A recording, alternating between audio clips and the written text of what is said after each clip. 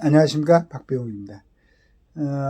지금 그 문 전 대통령 사의에 대해서 수사가 지금 진행되고 있죠.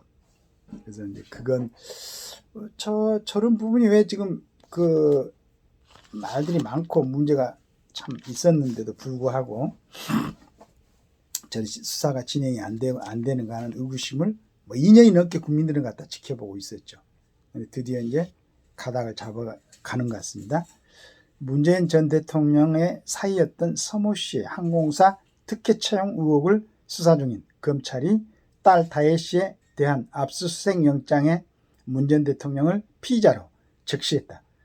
서 씨가 이스타항공 창업주인 이상직 전 의원이 실소유자라고 알려진 태국 항공사 타이이스타젯에 채용된 뒤 제공받는 2억 원대 금품을 문 전 대통령에 대한 뇌물로 본 것이다.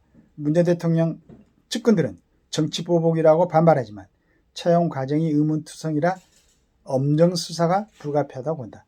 검찰에 따르면 서 씨는 항공 관련 경력이 전혀 없음에도 2018년 7월 타이이스타젯 전무로 채용됐다. 그 과정에서 급여와 태국 현지 집세, 항공료 등 2억 2천만 원이 지원받았다고 한다. 문제는 앞서 그해 3월 문 전 대통령이 이 전 의원을 중소벤처기업진흥공단 이사장에 앉히고 민주당 공천으로 국회의원이 되게 도와준 정황이 짙다는 점이다.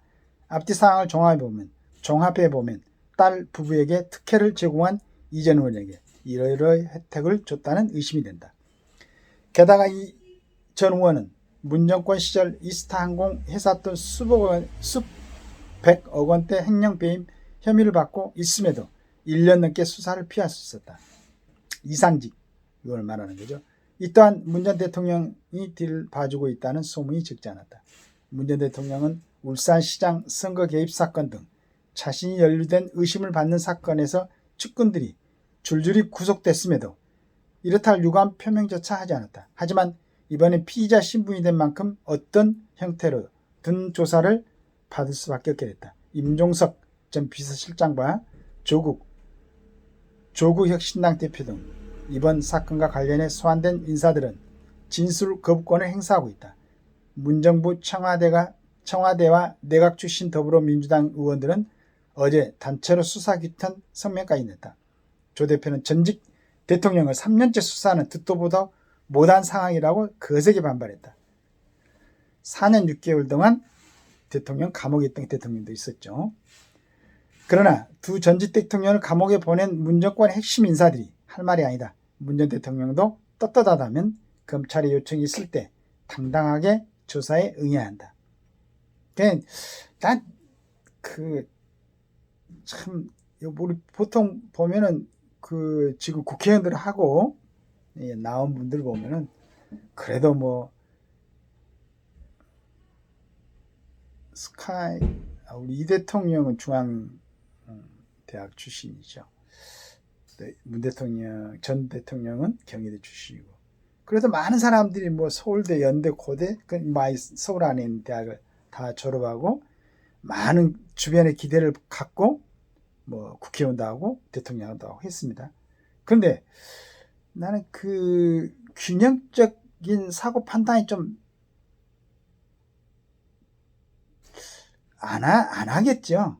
떨어진 건 아니겠죠. 그 좋은 머리들로 뭐 그런 게 떨어지진 않겠지만은 박근혜 대통령이 최순실 씨하고 무슨 경제 공동체입니까?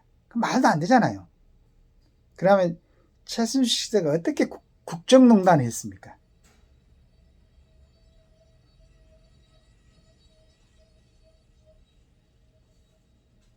청와대에서 뭐 언제 박근혜 대통령이 구판을 벌이고 7시간 동안 무슨 뭐 이런 걸로 해가지고 4년 6개월을 감옥에 가다 놨는데 박근혜 대통령의 그 이제 집필해놓은 책 내용을 뭐 대강 정리를 해놓은 거 보니까 그냥 그 안에서 식사도 제대로 못하고 뭐 이제 일종의 근육 소실증이죠. 막 연세가 드시니까 온몸이 통증에 그냥 잠을 제대로 못 자고 추워가지고 양발도 신고 주무시고 말이야. 그걸 갖다가 전부해갖고 32년입니까 34년입니까 그렇게 형을 갖다. 그리고 또 헌법재판소에서는 무슨 헌법을 수호할 의지가 없다?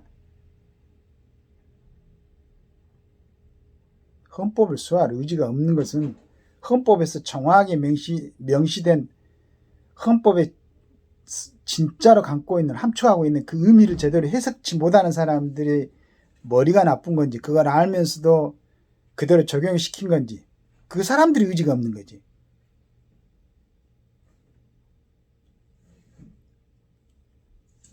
하여간 이렇게 헝클어지고 좀 어수선해지고 망가진 것 같다가 윤 대통령이 예를 써서 뭐 정치적인 경험도 원래는 없었고 그 다음에 여러 가지 모양새로 보면은 원래 뭐 투철한 보수주의자지도 않았는데 이제 국가의 정책을 맡아 보니까 정말로 그러한 자유민주주의 시장 경제 이념에 투철하지 않으면 이게 대한민국 뭐 국제에서 미아가 되겠구나. 이게 도저히 살아남을 수가 없겠구나. 라는 것을 알게 됐겠죠.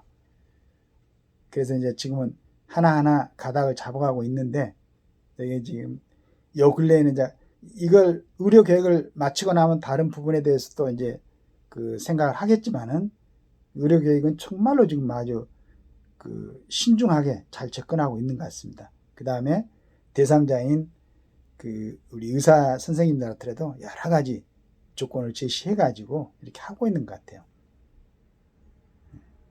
그 다음에 이제 국민들이 지금까지 기다려줬으니까 그 전 정권에 대해서 과하게 뭐 문제를 삼거나 징벌을 하거나 이런 얘기는 절대 아닙니다. 그러니까 우리 국민들 모두가 같이 공통으로 지켜야 될 내용을 갖다 약속해 놓은 헌법, 법률에 거기에 맞게 거기에 해당되는 만큼 책임을 지라고 정리를 하라는 얘기지 뭐 그냥 그 정부에 있었던 사람들 싹 뭐 이런 건 절대 아닙니다. 또 그래서도 안 되고